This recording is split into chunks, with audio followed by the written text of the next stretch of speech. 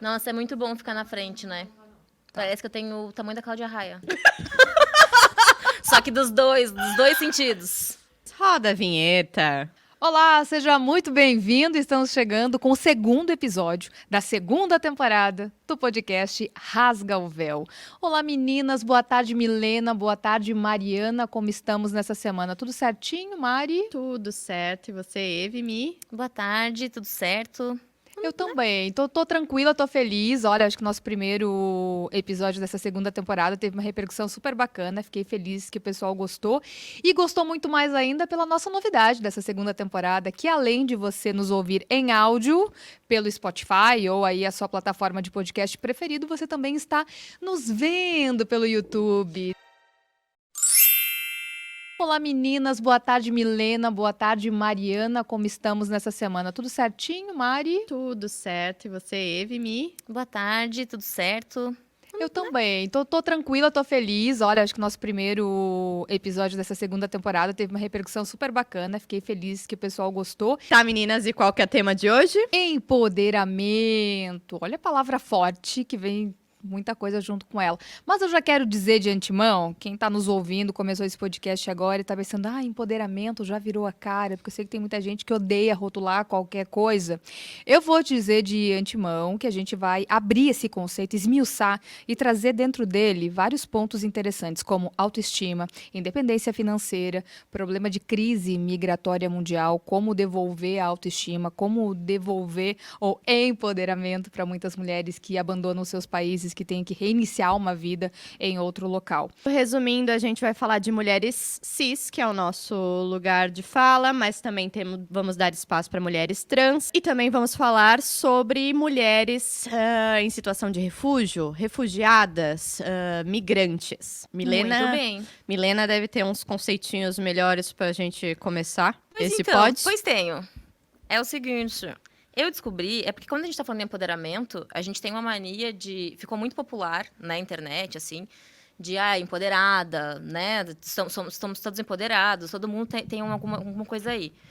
Mas o que acontece? A palavra empoderamento veio do inglês empowerment, que o Paulo Freire trouxe essa palavra para virar empoderamento, mas não tem o conceito dela político, filosófico, não tem a ver tanto com o que a gente usa hoje. O conceito dele é mais profundo. O empoderamento, na verdade, é coletivo. Eu estava lendo um pouco sobre o livro da Joyce Bert, que escreveu o livro O que é Empoderamento, e aí ela diz que ninguém se empodera individualmente se o grupo não estiver empoderado. Então, é bom para a gente refletir. A gente vai falar muito de empoderamento individual aqui, no sentido mais internetesco assim, da palavra, mas é bom a gente saber que, na verdade, a gente confunde muito empoderamento com representatividade. E nem sempre aquela representatividade, por mais importante que seja, que eu acho que dá realmente um poder, uma autoestima, né, para as pessoas, mas muitas vezes ela não vai empoderar, de fato, aquele grupo de pessoas, porque ainda muitas coisas acontecem no Brasil, principalmente. E quando eu falei que muitas pessoas viram a cara para esses termos, empoderamento é um deles, né? Que as pessoas acabam não gostando do termo, porque ele é tão utilizado que ele acaba muitas vezes ficando vazio. O esvaziamento de alguns termos. Fica batido, Batido, né? E por quê? Porque ele é usado até de forma errônea, muitas vezes, né? Você usa para tudo o empoderamento quando você poderia usar outros termos. Como, por exemplo, a gente falou no início, devolver a autoestima, a confiança, Tem muita ou gente outros que usa, termos também. Tem muita gente que usa, tipo, você vai ficar empoderado economicamente, e que não tem nada a ver com o empoderamento de fato, sabe? Porque Então isso são para classes, né? Então vamos ao conceito do que é empoderado em si, pode ser? Vai lá. Empoderar nada mais é do que mostrar para a pessoa qual que é o poder que ela tem. Então, quando a gente está dizendo, por exemplo, numa situação, no movimento feminista, a gente fala uma citação que já foi amplamente divulgada, que toda mulher ou ela já é empoderada, ou ela ainda não sabe o seu poder. Porque o ato de empoderar, se a gente pode se apropriar dessa palavra, é a questão de trazer para a mulher toda a capacidade que ela tem e mostrar que ela pode exercer. Então, quando a gente está falando de mulheres, a gente está falando assim, a mulher, uma chefe de família, por exemplo. A chefe de família, ela tem que ter, quando a gente fala do âmbito financeiro, ela tem que ter autonomia financeira. Então, outras mulheres podem ajudar ela a se empoderar economicamente quando elas mostram que ela tem essa capacidade de ascender. Uma mulher que não tem o estereótipo convencional que a sociedade sempre pede. Se ela não é magra, Não não tá é... dentro de um padrão estabelecido, Não né? está dentro de um padrão estabelecido. Outra mulher pode chegar, ou outra pessoa em si, e falar: olha, você não precisa ter esse padrão estabelecido. Você pode se empoderar do que você realmente é. Então, empoderar nada mais é do que dar aquele chão, aquela estrutura para a pessoa ser quem ela é. Coisas que você pode fazer e ações que você pode tomar para diminuir a opressão em classes mais desfavorecidas que não estão no topo, né? Não é transformar a pessoa em outra coisa, mas ver a potencialidade dela. Muito bem, hein? E uma perguntinha antes da gente entrar nas entrevistadas: vocês se consideram mulheres empoderadas e por quê? Essa pergunta é difícil, hein? Eu Eu tava ia dizer, pensando, pode ir, Eveline, sabe fica que eu à tava vontade. pensando sobre isso ontem, assim. Tava pensando sobre isso. A gente já faz parte de uma geração que aprendeu muita coisa. Claro que os nossos caminhos talvez foram abertos por outras mulheres que já tinham traçado essa mesma estradinha e vou dizer que talvez ficou mais fácil pra gente. Mas eu nos considero, nós três aqui, olhando para mim, eu olho para vocês também. Eu acredito que sim, nós somos mulheres empoderadas. Hoje a gente trabalha, a gente tem a nossa renda, a gente conseguiu estudar isso no Brasil, é muito difícil para muitas realidades.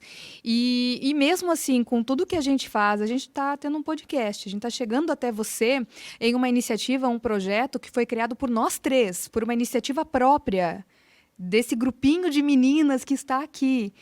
E mesmo assim, muitas vezes bate uma síndrome da impostora, dizendo assim: será que o que eu estou fazendo é bom? Será que realmente eu deveria estar fazendo isso? E se essa síndrome da impostora bate em pessoas como a gente, que nós já estamos num caminho e numa posição, sim, privilegiada, o que não bate em outras meninas que talvez não conseguiram, não tiveram tantas oportunidades, ou os caminhos não tiveram tão abertos assim? E é uma pressão muito grande. Eu não sei se você também se sente assim, ou já passou também pela tua cabeça, passando a bola para ti. Não, eu acho que a gente está sim numa situação num lugar de privilégio imenso. Eu acho que hoje a gente tem essa representatividade que é importante para muitas mulheres que ainda estão mais distantes, assim. Mas eu acho que, assim, voltando à pergunta da Mariana, eu me sinto uma mulher empoderada? Superficialmente, sim, tá? Eu acho que realmente a gente está aqui falando com outras mulheres, isso é realmente, né, muito à frente, assim. Por exemplo, eu sou editora de vídeo. Antigamente, era muito difícil mulheres serem editoras de vídeo. A gente está aqui com a Ana Lu, maravilhosa, diretora de imagem, primeira mulher na empresa a ser diretora de imagem. Então, isso, acho que sim, nós somos um pouco empoderados, assim. O que eu não me sinto... Acho que a gente não está super ainda no lugar, porque, por exemplo, para mim, a questão maior, né, eu como indivíduo, é a questão do padrão de beleza. Eu estou fora do padrão de beleza convencionado, assim, né, na sociedade. Então, superficialmente, estou ótima, né, empoderada, tirando foto, não sei o quê. Por dentro, a gente ainda é uma cobrança interna e externa ainda muito forte. Então, eu não posso chegar aqui e dizer, estou super maravilhosa. Sou 100% empoderada. Sou 100%, Mas será não que sou. alguém é 100% empoderado? Porque aí a gente está entrando num campo da terapia que Mariana, a família, conhece muito bem, que as entranhas Alô, são mãe. profundas. Mentira, Oi, mamãe. eu não Eu tenho acho- como aprender psicologia de tabela, né? Deixa com a minha mãe. Eu acho que aí a gente entra no conceito do empoderamento, porque é um processo. Acho que são processos. Acho que tudo na vida são processos, né? Eu acho que empoderar tem muito a ver também, como dentro desse processo, do quanto a gente tem o leque de entendimento da nossa capacidade. Então, para mim, Mariana, hoje, eu me sinto empoderada, porque como jornalista, há mais de 10 anos na profissão, é a primeira vez que eu tenho um espaço de fala pleno.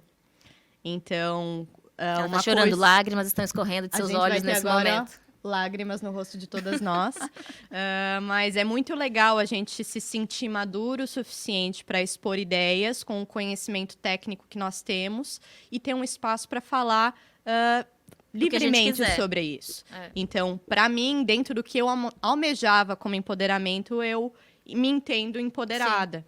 Mas talvez dentro da minha limitação de entendimento de qual que é o meu alcance. Por isso que é tão importante a gente sempre trocar, a gente tem sempre tentar fazer com que o outro veja que dá para expandir o horizonte, ver qual que é o pilar que a pessoa está de vida para tentar levantar e dar mais oportunidade, porque quanto mais a gente abre esse leque de oportunidade para as pessoas, mais elas vão se sentir empoderadas, porque elas entendem que elas podem expandir. E claro que, assim, essa questão do empoderamento, ela leva muito em consideração a ciência e o conceito que cada um tem do empoderamento, leva em consideração as suas vivências, a sua história, né, toda a sua bagagem. Talvez empoderamento para mim, para Milena, para Mari, tenha um conceito e signifique algo. Para uma mulher que nunca trabalhou fora de casa, ela conseguiu o primeiro emprego, conseguiu o primeiro dinheirinho dela, conquistar essa independência financeira dela, fazendo, sei lá, o seu artesanato, fazendo a sua faxina, seja a profissão que seja,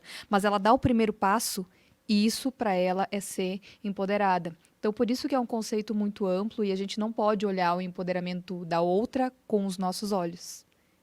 Nossa, que profundidade. Essa minha fala, eu quero barulho do tabu, ó, sendo quebrado. A nossa entrevistada agora é a Bruna Catlets. Ela é catarinense, escritora, palestrante e voluntária internacional. A Bruna criou em 2015 os Círculos de Hospitalidade, que trabalha com auxílio de pessoas refugiadas e imigrantes, e faz desde o atendimento emergencial até aulas de empreendedorismo com esse grupo. Eu acho muito bonito o trabalho da Bruna, já te elogiando de começo, mas que ela tem uma meta de regenerar a cultura da paz, muito embasada com a vivência que ela teve no exterior como voluntária e lugares de crise imigratória. Bruna, bem-vinda ao Rasga o Véu, obrigada por aceitar o nosso convite. Imagina, é um prazer estar aqui com vocês. O macro tema hoje que a gente está trabalhando é essa questão do empoderamento, mas eu queria que você nos explicasse o teu trabalho com migrantes e refugiados e principalmente o que é empoderar ou como é o processo de empoderar uma mulher migrante e qual que é o diferencial desse trabalho. Hoje o refugiado e o migrante é comumente tratado e retratado como um problema social, como uma ameaça à segurança nacional, à ordem social, até a herança cultural de um local, né? Então, o nosso trabalho é muito de assegurar que essas pessoas tenham acesso aos seus direitos, saibam dos seus direitos, tenham acesso aos seus direitos, possam ser integradas na sociedade com dignidade e também que a sociedade de acolhida possa acolher essas pessoas de uma forma humanizada. Então, a gente trabalha com a cultura de paz e hospitalidade dentro desse contexto onde a gente vê cada vez mais xenofobia e hostilidade contra essas pessoas.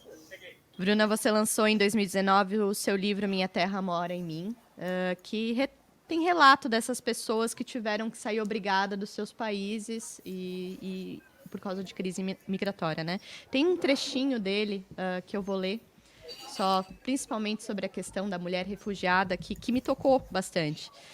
Que você fala que entre as refugiadas você descobriu mulheres fortes, inteligentes e muito talentosas. E vê-las indivíduos íntegros, ao invés de rotulá-las como refugiadas, também influencia o modo de tratá-las e o relacionamento com o outro. Eu queria muito falar sobre isso, sobre esse estigma da terminologia do refugiada e como a gente pode trabalhar essa questão de empoderamento feminino com elas, para elas também, pela questão da palavra, entender o seu lugar no mundo.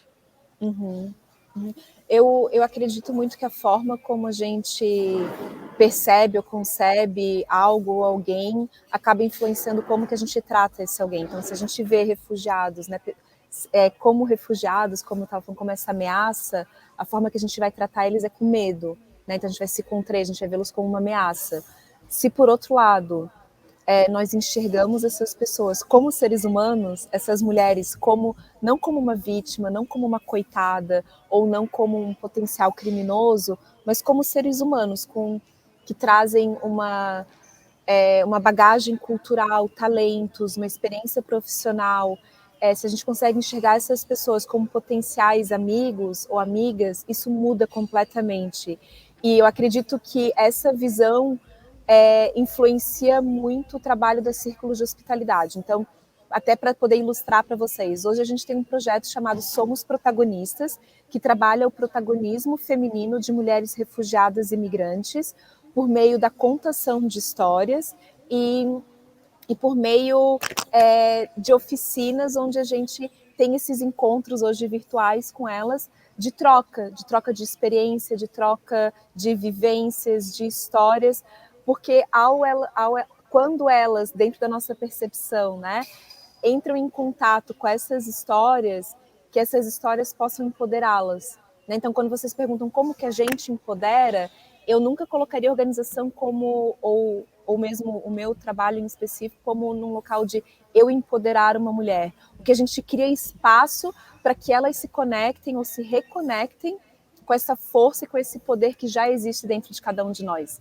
Então, acho que é esse que é talvez uma magia assim da sororidade, do encontro de mulheres, da troca, desse vínculo que a gente forma, que possibilita que a história da outra possa refletir a minha e que isso me dê força e que essa minha força acaba ecoando também na vida das outras mulheres. Então a gente faz esses encontros, inclusive essa viagem que eu estou voltando agora para Floripa, é uma viagem que eu e a Celita Schneider, que trabalha comigo nesse projeto, além de todas as outras pessoas da equipe, onde a gente faz fotografias das mulheres, porque elas chegam, às vezes elas se sentem feias, se sentem, nossa, eu não quero foto minha, e a gente conversa com elas, vai fazendo um trabalho de regeneração de autoestima, de como que eu me percebo, e a fotografia acaba sendo junto com a contação de história, ferramentas incríveis de transformação dessas mulheres, de como que elas se percebem. Até porque são várias barreiras, né, que essas mulheres, que o imigrante como um todo enfrenta num país novo. A linguagem, eu acho que a comunicação é a primeira delas, mas é uma cultura diferente, tudo muda, e o Brasil, essa questão da autoestima, até da vaidade da mulher brasileira, talvez seja muito diferente de mulheres de outras nacionalidades. Então elas têm que, acredito eu, você pode confirmar, elas têm que se redescobrir, se reconhecer, né? Quem sou eu nesse novo contexto, desse novo país, diante da minha estrutura familiar e do todo. Queria que você falasse também de uma forma geral. De que forma que a gente consegue ajudar ou participar desse processo, ou ajudar uma família, alguém que está migrante? Qual é a nossa melhor forma de ajudar? Eu acredito que tem algumas formas, dependendo do tempo, da disponibilidade de recursos que a pessoa tem. Então, é claro que uma forma de ajudar é se voluntariando, doando o seu tempo, colocando ali os seus talentos também em serviço dessa comunidade. Nem todo mundo vai ter essa possibilidade. Então, uma outra forma é doar recursos. Pode ser doar alimentos, medicamentos, dinheiro. São formas que também de apoiar redes e projetos e organizações que apoiam essas famílias. Então, se alguém tiver interesse de apoiar círculos de hospitalidade, pode entrar no nosso site ou nas nossas redes sociais para conhecer mais e assim ver essas formas de apoiar. E uma outra forma que eu acho que é super importante é criar esses espaços, como vocês estão fazendo, para o diálogo, para que as pessoas conheçam essas histórias, para que as pessoas conheçam essa realidade. E talvez, se eu me abrir, se tivesse um pouco de curiosidade para saber quem que é essa mulher, por que ela está aqui, o que ela veio fazer aqui, mas de um ponto, de um local meu de realmente de abertura, eu vou poder recebê-la de uma forma melhor, porque algumas falam que a xenofobia, então quando elas são maltratadas por elas serem migrantes aqui no Brasil, a experiência que elas relatam é que isso também impacta a autoestima delas, impacta o senso de confiança nelas mesmas. Então, algumas vão se fechando e talvez quando elas encontrem em outras mulheres uma potencial amizade, elas possam se sentir mais seguras para acreditarem nelas de novo. E é isso que a gente busca fazer dentro das círculos, né? De criar esses espaços de cuidado, esses espaços de troca de experiência, porque é de um fortalecimento muito grande. Bruna, só falando bastante de ferramentas e a troca, a gente sabe que todo mundo tem uma história para contar, e quando a gente para ouvir, a gente realmente muda a opinião sobre aquela pessoa, enfim. A gente queria saber como é que é para ti, tipo, como é o teu antes e depois desse projeto, assim. Tudo. Queria complementar também, favor. porque mas tem um trecho do seu livro que você fala que você foi para o deserto do Saara buscando se encontrar. E depois de uns dias levando areia na cara, você falou, meu Deus, teve uma grande irritabilidade com aquela situação toda, fui pro hotel, só queria tomar um banho, não tinha água no hotel. Daí a solução que deram no hotel foi para que você tomasse um banho coletivo com outras mulheres muçulmanas. E ali você diz que você teve que se desnudar, né? Não só fisicamente, mas também de alma para aquelas pessoas e teve um encontro com aquelas pessoas. Então, eu queria, assim como a Milena pediu, que você nos contasse esse teu processo de mudança e de contato com culturas do exterior e como isso fez você ser uma outra mulher. Eu sou uma outra pessoa. Esse projeto de trabalho com pessoas refugiadas e imigrantes me transformou completamente, desde repensar todas as minhas prioridades de vida, meus valores, o que realmente importa, como que eu posso colocar a minha vida a serviço, mas que também traga esse movimento de olhar para dentro, né? Não é só o se doar. Então, para mim, é sempre esse movimento de mergulhar dentro de mim, de me observar, de ver como é que eu também respondo a essas histórias, como que elas mexem em mim, em que parte elas mexem em mim, como que eu posso me cuidar e também como que eu posso reemergir desse local com mais amor, com mais cuidado. Você falou agora há pouco, mas vamos repetir os arrobas para todo mundo conseguir ter acesso, conhecer um pouquinho mais dos círculos de hospitalidade, quem sabe até participar como voluntário, caso tenha interesse, caso tenha essa disponibilidade. Isso, é @Círculos de Hospitalidade, o nosso site é www.circulosdehospitalidade.org e o meu pessoal é @BrunaKadletz, Kadletz. Eu ia falar, quem tiver interesse no livro Minha Terra Mora em Mim pode entrar em contato comigo. Eu estou finalizando um segundo livro que chama Hospitalidade, Não Hostilidade.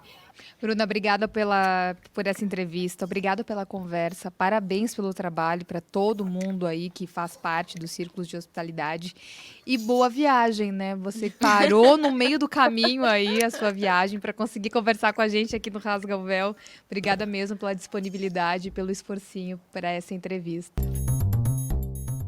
E a entrevistada agora é Little Skill Fonseca Ávila. Ela atua em movimentos sociais desde 2004, é assistente social formada pela UFSC, voluntária e coordenadora da Associação de Defesa dos Direitos Humanos, a ADE, que acolhe vítimas de violência LGBT em Florianópolis, além de dar todo o apoio com relação às pessoas LGBTQIA+.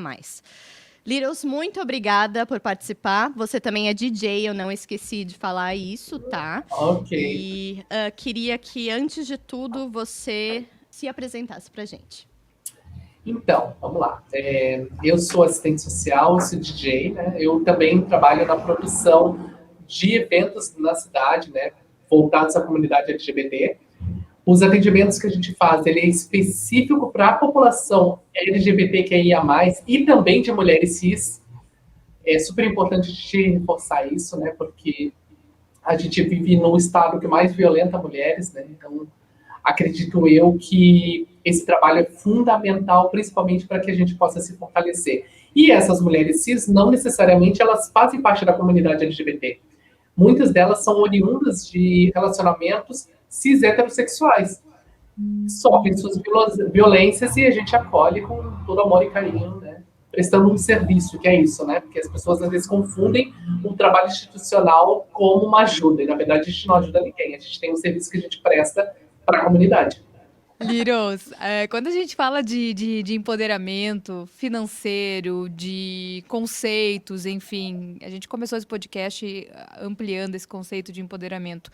Mas quando a gente fala empoderar o público, a comunidade LGBTQIA+, estamos falando do que na prática? Quais são as necessidades? Então, na verdade, quando a gente vai falar sobre empoderamento, principalmente da comunidade LGBT, a gente está falando sobre especificidades de cada letrinha.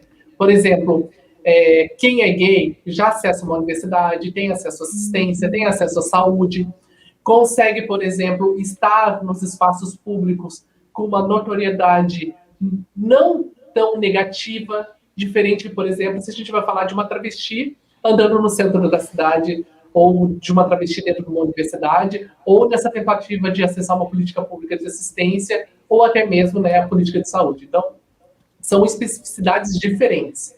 O que a gente costuma fazer com uma população é algo que não dá uma falsa esperança. Por exemplo, eu não posso chegar para uma pessoa travesti e dizer que se ela for para uma universidade vai ficar tudo bem, que ela vai ser super aceita, que vai ser um paraíso na vida dela, porque a gente sabe que não é.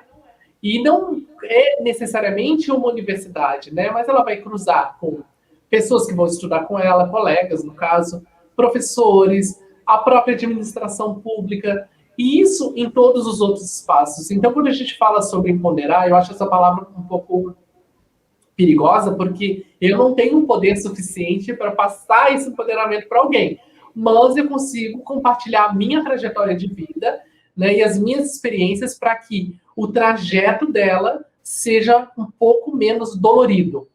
E nas festas que você faz como DJ, sempre também tem uma lista VIP para pessoas trans. Né? Uma lista com desconto para pessoas trans. Então, assim, a ADE, ela trabalha com muitos eixos, né? Desde a autonomia financeira até a inserção cultural, até o entendimento da pessoa no seu ser, né? O entendimento humano do ser humano. Você está vendo teus pares, você está tendo inserção no meio. Então, eu queria que você nos contasse um pouco mais sobre essa tua trajetória de completude, né? De trabalhar as pessoas trans como um todo para trazer para a sociedade. Então, a minha trajetória em Florianópolis, ela inicia no movimento social a partir de 2004. Então, desde 2004 até agora, eu tive uma passagem em 3 grandes instituições, né? Uma foi o Arco-Íris, a gente tem a ADE, e eu tive também pela UCE, que é a União Catarinense dos Estudantes. E tive outras paralelas, por exemplo, a Desdobrando Arte, que é uma instituição de cultura e arte, né? A minha vida profissional, ela sempre foi muito ligada à arte em si, à música. Tanto é que eu venho desde a questão... quando eu chego em Florianópolis, para vocês terem uma ideia, eu cheguei em Florianópolis com um teclado nas costas, com pouco dinheiro, né, e com uma bolsinha, que era vir para cá por necessidades, enfim, né? E eu percebo muito que o que a gente tem para oferecer, que a gente mostra muito na parada, é muito esse cunho artístico. A gente tem as pessoas que fazem show, as pessoas que cantam, a gente tem pessoas que trabalham com maquiagens, enfim, né? Então, potencializar o que cada pessoa tem a oferecer é extremamente importante. Então, não dá, por exemplo, para que eu, enquanto uma pessoa que coordena um trabalho, queira que todas as pessoas sejam focadas numa determinada área de trabalho. Então, o que eu tento perceber é essas minuciosidades. Por exemplo, quem tem dom para costura, vamos tentar inserir nisso. Quem gostaria de estar trabalhando, por exemplo, num bar à noite, vamos tentar verificar isso. Né? Que curso você quer fazer na universidade? Tudo isso tem que ser conversado. Né? Como que a gente vai trabalhar a saúde de uma população se essa saúde ela não é trabalhada como um todo, né? Que é o direito à vida, o direito à educação, assistência, o direito à cidade, o direito ao trabalho, né? Então, eu acho que é muito forte, mas a gente tem que deixar específico que a população de travestis transexuais tem uma expectativa de vida extremamente reduzida da população nacional, né? A gente vive uma expectativa de 28 a 35 anos. É muito pouco tempo. Né? Nossa, e muito também muito baixo. E vale lembrar também que 92% da população de travestis transexuais ainda são ligadas à prostituição. E a gente fala sobre uma população que muitas vezes não quer estar nesse lugar, né? Que gostaria de ter o seu sonho de infância realizado. Por exemplo, que gostaria de ser uma enfermeira, que gostaria de ser veterinária, mas a gente tem os nossos sonhos negados no momento que a gente assume a nossa identidade de gênero. E, por outro lado, também, vale frisar que o Brasil é o país que mais acessa a pornografia de travestis transexuais. É o país que mais mata e é o país que mais acessa a pornografia. Né? A conta não bate. Falando de Brasil, a gente está dentro de um governo federal agora governo de Jair Bolsonaro, que defende muito os conceitos da família tradicional brasileira. Em várias falas e declarações do presidente, ele usa o termo, né, a defesa da família brasileira. Hoje, você acredita que é mais difícil trabalhar políticas públicas do direito LGBTQIA+, diante da situação governista que nós estamos neste momento? Então, no passado, anterior a esse governo, a gente lutava por inserção de política pública. Hoje a gente luta para garantir aquilo que a gente já conquistou. Então, o que a gente percebe? Um aumento da violência contra a população LGBT e contra mulheres cisgêneras. A gente tem um mau entendimento do que seria esse conceito de família. A família tradicional brasileira não nos quer circulando nos mesmos espaços que transitam as suas famílias, mas nos querem como amantes. Nos buscam nas esquinas, são quem sustenta esse serviço. Então, ao mesmo tempo que há um embate quanto à questão da prostituição, a gente também percebe que há uma manutenção desse sistema para que a gente permaneça nesse local subalterno, porque é um de fácil acesso. Porque, para mim, a estrutura familiar que a gente acredita, ela já é uma instituição falida. Por quê? Porque a gente começa a perceber que há um conceito muito violento em torno dessas relações. E é uma coisa que eu sempre digo, se você vive uma relação que os seus laços familiares se tornam correntes que lhe prendem, a gente tem que rever esse conceito do que é família. Liros, você, como mulher trans, sem o devido apoio do Estado, das instituições formais, o que te empodera para continuar a tua luta? Se eu não fizer, ninguém vai fazer. E se eu não estou nesse lugar de luta constantemente, indo à universidade, batendo na porta de quem me contrata, tentando segurar os meus pares, eu poderia ser uma dessas estatísticas de 28 anos. Então, eu sei que muitas pessoas não conseguem despertar para essa luta. E eu sei que muitas pessoas ainda sofrem pela questão do preconceito, pela questão da forma com que foram criadas, ou pela falta de estrutura.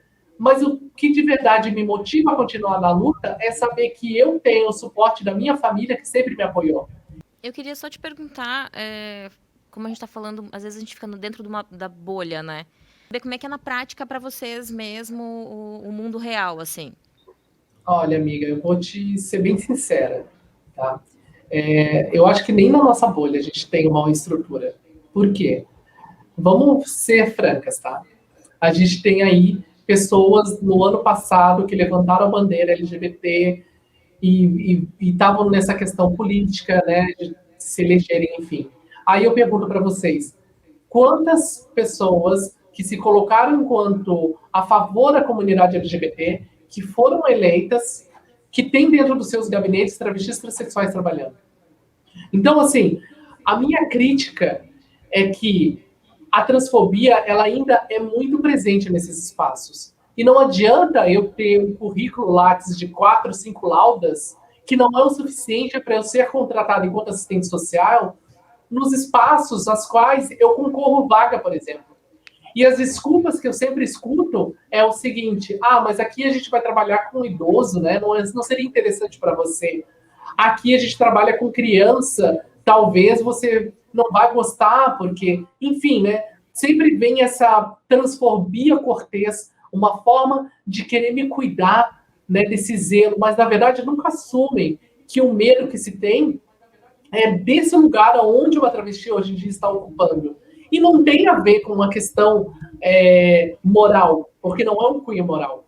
Eu percebo, na realidade, que essa transfobia cortês, ela é para continuar me deixando naquele lugar de marginalidade. Mas nas lojas que vocês frequentam, quantas travestis vocês cruzam?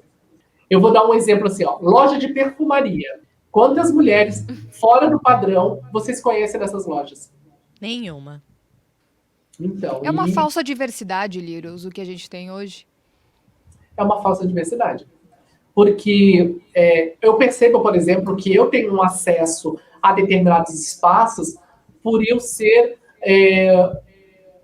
eu acho que eu vou usar esse termo, que ele é bem perigoso, mas por eu ser uma travesti que está num local de segurança para que as outras pessoas possam conversar. Parece que eu fui adestrada para estar em determinados espaços. Podem perceber que as grandes mulheres travestistas sexuais que estão na mídia, elas têm uma passabilidade cis que muitas vezes você só sabe que ela é trans porque uma pessoa vai lá e diz que ela é. Porque também tem isso, né? E tem esse lugar de uma supremacia cis que parece que sempre nos olham de cima para baixo, como, nossa, coitadas, são travestis e transexuais, né? Mas tudo bem, eu vou continuar aqui no meu patamar cis, no meu patamar de um olhar de superioridade. E isso remete muito a um desconforto que a gente tem de querer discutir, por exemplo, identidade de gênero e orientação sexual. Né? A gente entra muito nessa cerne, e isso me preocupa bastante nesse sentido. O meu arroba é LIROUSKYO, é bem simplesinho. Lá tem o Instagram, podem conversar bastante sobre, tirar dúvidas. A gente tem uma página que é da ADE, a ADE é ADEH, dá para procurar na internet por ADE Online, ADEH Online, e daí tanto no Facebook quanto no Instagram. A instituição, ela é uma instituição de pessoas voluntárias, é uma instituição que foi fundada por travestis transexuais há mais de 30 anos. Então, o nosso trabalho ele é voluntário, mas a gente precisa de recursos para que a gente possa estar existindo, né? Eu deveria estar trabalhando num programa de soletrando, eu acho. Arrasou. Bom, meninas, e depois da nossa conversa, tanto com a Bruna quanto com a Lírios, olha, eu acho que a gente conseguiu, viu? Desconstruir um pouco esse termo empoderamento, ver que ele tem vários vieses, E vários conseguimos olhares. também ficar sem ar, porque eu Nossa. confesso que estou travada até agora, e vocês? E deu pra rasgar um pouquinho esse véu. Eu tô muito impactada, porque em certos aspectos a gente pensa que a gente já evoluiu muito. E essa conversa com a Lírios, assim, eu tava pensando, tipo, a gente vê a Pablo, né? Nos Estados Unidos, lá, maravilhosa já. E aí a gente pensa que o mundo tá maravilhoso, só que não tá. É que a gente trouxe... quando nós sentamos nessa mesa, trouxemos um conceito de empoderamento muito midiático, né? Uma coisa da gente tem como alcançar outra pessoa, a gente tem como mostrar a capacidade que ela tem, a gente tem como exercer a nossa sororidade em plenitude. E a gente trouxe duas mulheres que trabalham com populações, com grupos extremamente vulneráveis. E a questão deles vai além do empoderar. O empoderar é simplesmente fazer com que a pessoa tenha o direito a existir. A gente está falando de coisas muito básicas, são direitos primordiais e conceitos básicos da vida, da vivência em comunidade. Ou seja, como você disse, vai muito antes, né? A Bruna falou uma coisa que tem muito a ver com o que a gente estava falando no início, sobre empoderar de uma forma que a gente dê para aquela mulher ou para aquela pessoa uma forma de renda. Quando a gente dá o direito da pessoa ao trabalho e até a própria renda, é libertadora. Tipo, na verdade, o dinheiro nos dá poder. Infelizmente, na gente, capitalismo é assim. E a gente conquista a independência e a gente tem uma segurança maior a partir do momento que tu tem a tua dependência financeira. Acho que tá tudo meio interligado, assim. E Que te dá também também qualidade de vida. Sim, que Também. também é o que a Littles acaba fazendo na DE, com um sistema de economia solidária, de buscar alternativas para pessoas, mulheres trans em Oferecer situação ferramentas. de prostituição e violência. Então é isso, né? O empoderar que essas duas nos passaram ali foi de ser independente. E uma outra dica que eu queria dar aqui, um pouquinho nessa vertente também do empreendedorismo, eu até ia trazer o livro físico, porque esse eu fiz questão de trazer o livro. Alguns eu tô lendo, eu comecei a ler em Kindle, mas eu ainda sou uma criancinha lendo em Kindle. Eu ainda prefiro o papel, dar aquela folhadinha, marca a página. Mas eu comprei recentemente e devorei em pouco tempo o novo livro da Isabel Allende, que é o Mulheres de Minha Alma, onde ela fala um pouco sobre as suas raízes, as suas referências. Isabel Allende, que é chilena, inclusive uma das viagens que uma das vezes que eu fui ao Chile, em Santiago, eu queria rever ou revisitar, refazer os passos dela. Eu gosto muito dela enquanto Casa dos escritora. Espíritos, o mais É famoso, dela, né? é mais famoso é dela. E nesse Mulheres de Minha Alma, ela fala muito sobre... Ela diz que ela se considera feminista desde criancinha e como foi essa relação da criança feminista dentro da família que estava vivendo uma das piores ditaduras da América Latina, que foi a ditadura de Pinochet. Então, eu super indico Mulheres de Minha Alma, de Isabel Allende. Posso usar a Eveline para passar o gancho dos meus livrinhos? Sim. Bora lá. Puxando o gancho da Eveline, minha diquinha é um livro, a biografia de Anitta Leocardia Prestes, nada mais é do que a filha de Carlos Prestes e da militante comunista Olga Benário Prestes. Ela nasceu numa prisão, num campo de concentração, então teve toda uma movimentação internacional para que ela fosse devolvida à família. Então, a história de vida da Anitta é uma história de feminismo e de luta e de tentar empoderar essa criança que já nasceu praticamente refugiada desde do primeiro momento de vida para voltar à terra natal. É uma história muito, muito, muito impactante. Também tem a biografia do Paul Froelich, da Rosa Luxemburgo. É muito importante também ver como uma líder política mulher dos anos de 1900 ainda tem as ideias reverberadas até hoje. E mais um livrinho, Diário de uma Favelada, O Quarto de Despejo, da Carolina de Jesus Maria, também publicado em 1960, mas super atual e também mostra a realidade da mulher da favela. Venho com as minhas dicas úteis e inúteis, não é mesmo? Do mundo cultural. Dicas de séries e filmes. Vou trazer primeiro 2 rapidinhas do mundo LGBTQIA+, que é Pose, que tem na Netflix. RuPaul's Drag Race, maravilhosa, gente. Todas as temporadas, é incrível. E do mundo cis, vou trazer séries com mulheres protagonistas e, abre aspas, empoderadas. Little Fires Everywhere, tem na Amazon, e também é o livro é bem bacana, eu não vi a série inteira, mas li o livro, é muito bom. Big Little Lies, primeira temporada ótima, a segunda não terminei, não recomendo, mas a primeira eu recomendo fortemente. Posso dizer que vale a pena. Muitas mulheres empoderadas e tal. E Marvelous Miss Maisel, que é uma mulher na década de 50, 60, que se separa e vai fazer stand-up comedy. Mais empoderada que isso, né, amigo? Só Grace e Frank, que são empoderadas velhinhas, que é maravilhoso. Sabe que nessa lista de séries, mas aquela série mais levinha que você vai assistir super de boas ali no fim de semana e vai maratonar, eu lembrei de Valéria, que são também quatro amigas. São divertidas, 4 amigas, super transantes. E de certa forma, a Valéria, ela é a protagonista, ela é uma escritora. E no início, eu até me lembro, conversamos sobre isso em algum momento, né? Trocando uma figurinha. Eu tava um pouquinho brava com ela. Assim, não tô gostando de como a personagem tá desenvolvendo. E chegou no fim, eu acho que ela conseguiu dar uma virada, porque, querendo ou não, ao meu ver, na minha interpretação e pelo que eu vi até o final da temporada que tá disponível, ela conseguiu se entender. A gente viu um crescimento dela enquanto personagem. Inclusive, eu acho a segunda temporada melhor que a primeira por isso. Muito. E tem coisa mais de empoderamento do que entender a si mesmo. E o nosso agradecimento especial tem vários nessa segunda temporada e nesse segundo episódio do podcast. Ana Lu Vieira, você não está vendo ela, mas ela está atrás dessa câmera hoje fazendo toda a direção de imagens. Falamos sobre ela, primeira diretora de imagens da NSC TV, nossa primeira DTV mulher, está com a gente nesse podcast maravilhoso hoje. Agradecer também Ricardo Barreto, ele que organiza toda essa parte técnica aqui, faz a coisa acontecer. A Dani Witt também nos ajudando na produção. Agradecer as nossas entrevistadas. Quem mais? E chamar pro episódio da semana que vem, que vamos falar sobre combate ao feminicídio. É isso aí. Até semana que vem. Você pode nos acompanhar. Se está nos acompanhando só em áudio, tudo isso também está em vídeo no YouTube. E se está nos vendo em vídeo, também pode ouvir, pode indicar aí pro amigo. Nos marca nos arrobas. Um beijo pra você. Até semana que vem. Gente.